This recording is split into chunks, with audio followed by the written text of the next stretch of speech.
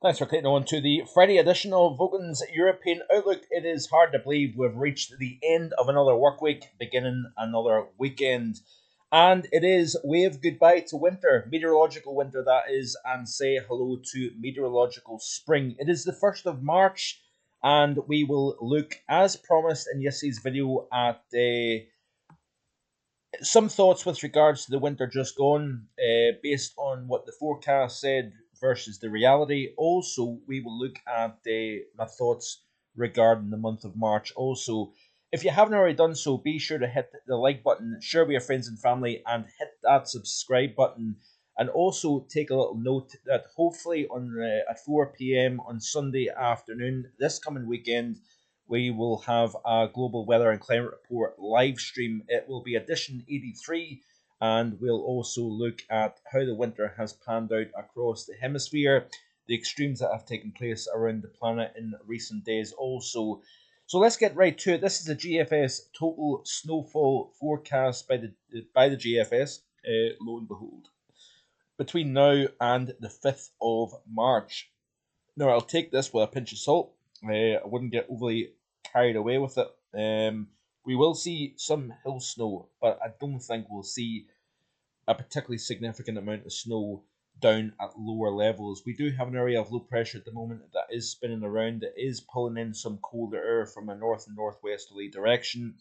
We are probably even importing some chillier air off North America. That is getting swept across the North Atlantic, and it's warming up in the process as it crosses those relatively warmer than average sea surface temperatures of the North Atlantic. But let's look at what was said in the Europe March 2024 Outlook, and also we'll have a quick recap as to what has just taken place. So this article, freely available, as is all the content on marfoganweather.com, whether it be on the website or here on YouTube. But you can check out this at your leisure. It is linked in the description below, so you can get right to that. So anyway, meteorological winter 2023-24 draws to a close today, which was yesterday, obviously. Given how mild February turned out to be, I think it's safe to say that many will quickly forget this one. That being said, it's had its fair share of flips, extremes, and oddities.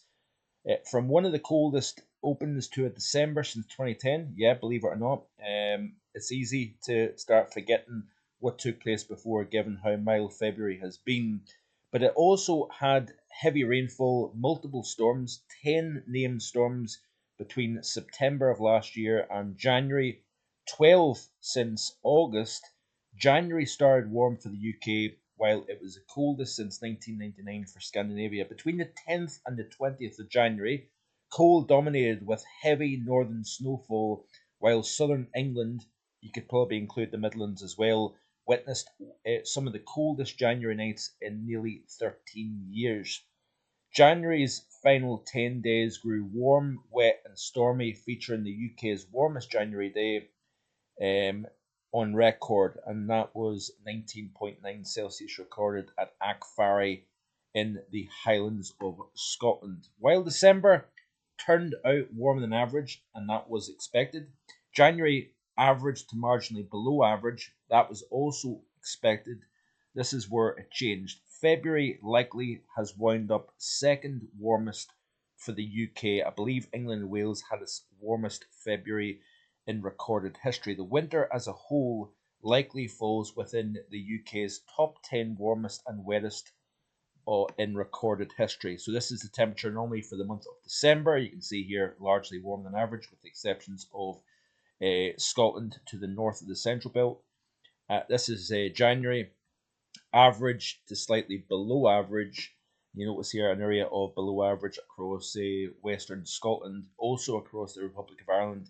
Note how cold Scandinavia was during the month of January. This is interesting, actually, given the fact, and I've actually only picked up on this now, given the 5 straight months of below average for Scandinavia, which you have to go back over a decade for the last time that has happened. February has wound up warmer than average, which is quite interesting. It's kind of flipped around. So this long-standing cold theme up in Northern Europe has eventually broke, and I give my reasons and have given my reasons why I think that has been the case. So the 90-day period between the beginning of December at the end of February, this is how the temperature anomaly has wound up. Cold than average across Scandinavia, so that eradicates the warm February because of the colder than average December and January outweighing that warm February. You can see here, you can almost draw a line through the M8 corridor, the central belt, Glasgow to Edinburgh. South of that line, warmer than average. To the north of that line, average for the overall winter season. And interestingly enough, by the way, I was collating my statistics for the month of February here at the house, and my weather station had an average temperature last February of 6.0 Celsius, and the average this time around for February was 4.4, and actually up until the final day it was actually 4.0 Celsius. So despite the warmer than average February, up here at my station, my personal station just north of Inverness, did have a colder February than last year. Something I thought I would show you, whether you're interested or not, is up to yourself. Interestingly, right, this is quite. I thought this would be quite an interesting thing to look at, is between the first, or say the very end of November, right the way through to the 24th of January. This, in fact, is the temperature anomaly chart here for Europe. Notice how cold it is over Scandinavia, but also the UK. Colder than average across Scotland, the majority of Scotland, and average conditions across England, Wales, and Ireland and Northern Ireland. So, really, the period between the late November through the latter half of January turned out to actually be average to below average temperature wise here.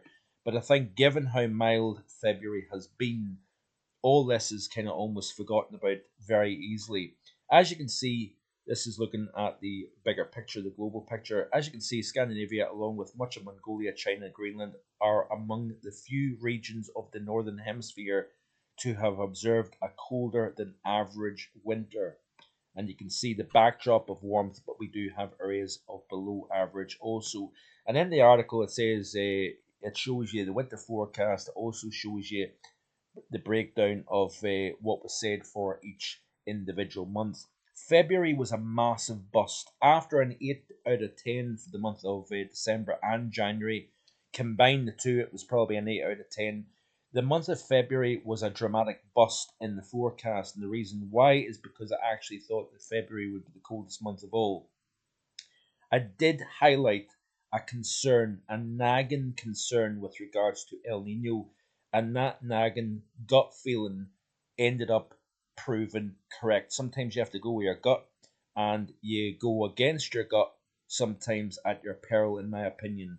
But it looks as if after scoring 8 out of 10 for both December and January, the 2 months combined, February has to a free fall to perhaps 2 out of 10, so scoring a 2 out of 10 for the month of February here, which plummets the winter score to 6 out of 10. Let me know in the comment section below. Do you think it's a 6 out of 10 with a correct forecast overall, both December and January, then a big bust in February?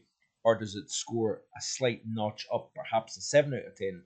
I'd be curious to find out, with 2 out of 3 months being a largely successful forecast. So what happened to the winter forecast beyond January? Winter was expected to be warmer than average overall, but with swings back and forth, while February was forecast to be the coldest of the 3 months.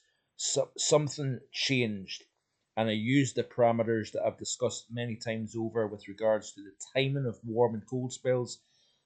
I believe there was a delayed response to the strong El Nino, which the equatorial Pacific was cooking at +2 Celsius above average in both Nino region 3-4 and 1.2 between October and late December, with little atmospheric response. And that is important.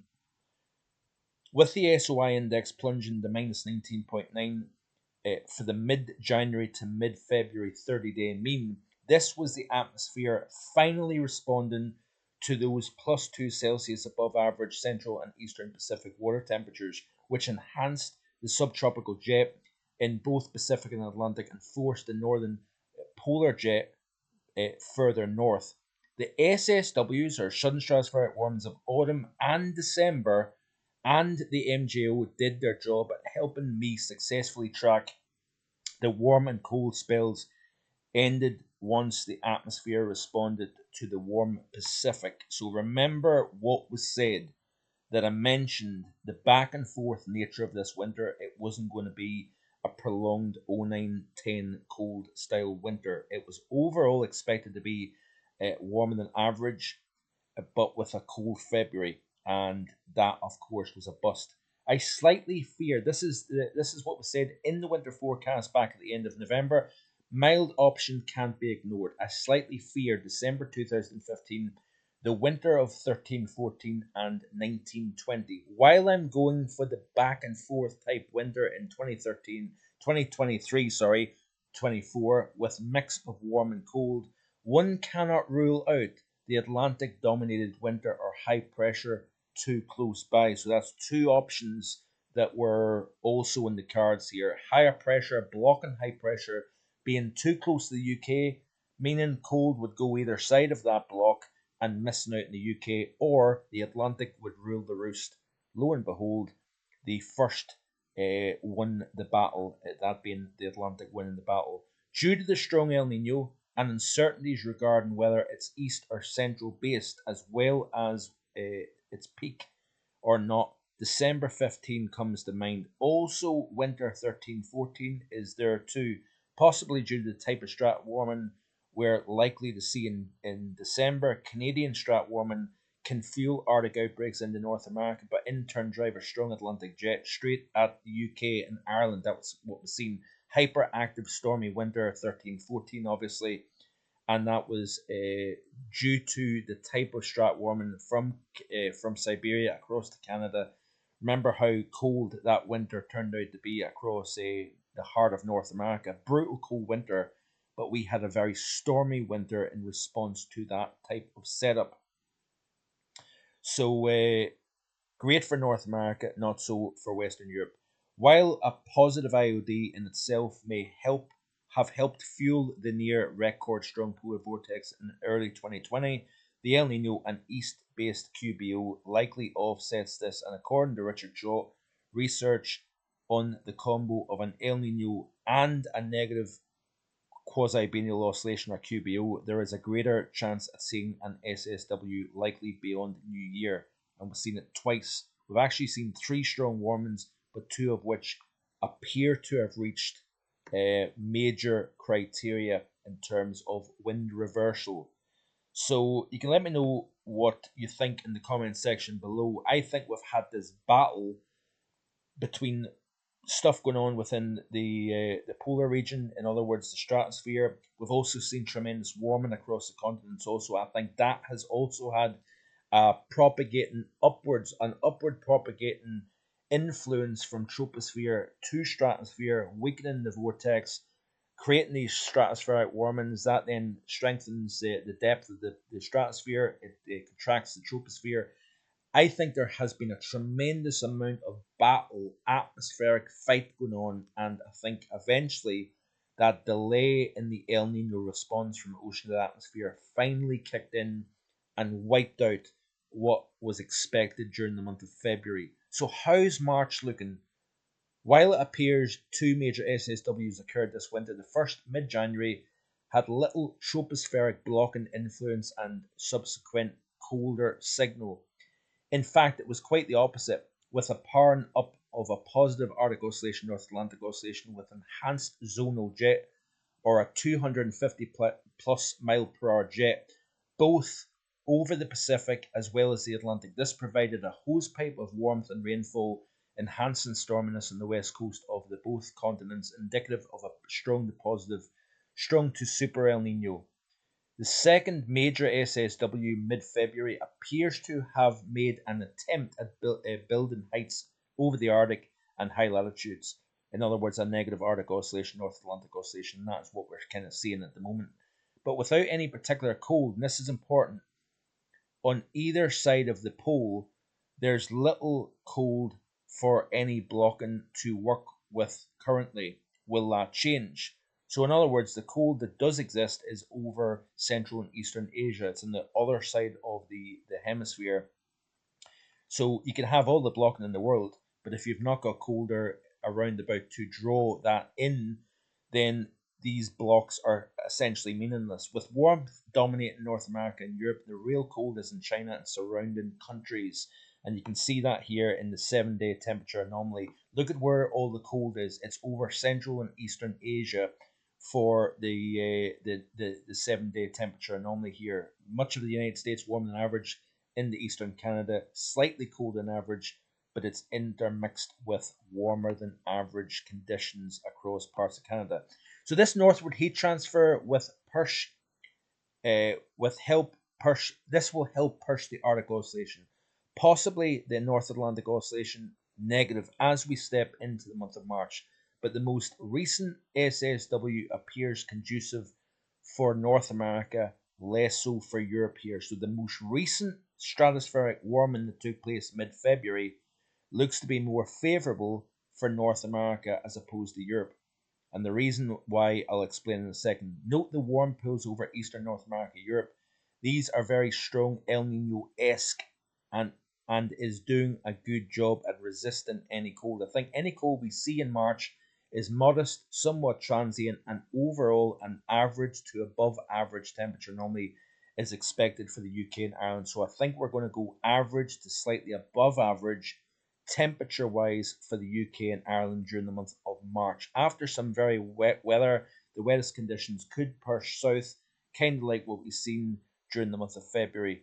Very, very wet February, obviously, across more southern areas of the UK, slightly drier than average actually across more northern areas, while a strengthening block is likely to develop between the 4th and the 8th of March. So we're going to start to see a blocking area of high pressure develop to the north of the UK, primarily up over Scandinavia. The question is how much cold air is available.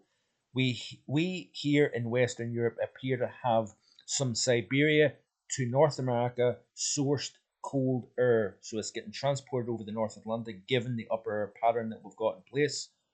And for the first week or so of March, potentially an easterly flow. So we've got the polar maritime air that is providing some hill snow across some areas, providing a downturn in temperature, especially over the course of the weekend. But then we see the potential of a Scandinavian high pressure developing, and an easterly flow may develop underneath that high in the week too. Temperatures are likely to remain close to either side of average given the weak cold and advancing sun strength here. So we do have weak cold, if anything, across Europe.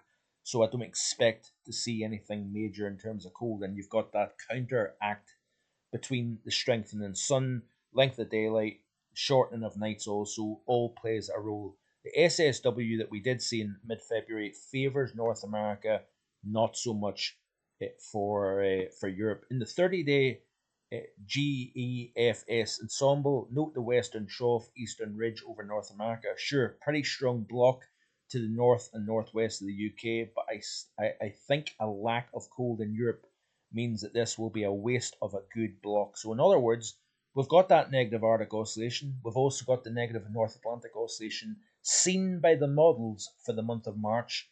But without any cold air around, we're not going to get particularly cold. And again, like I say, you've got the fight of spring sunshine to contend with as well.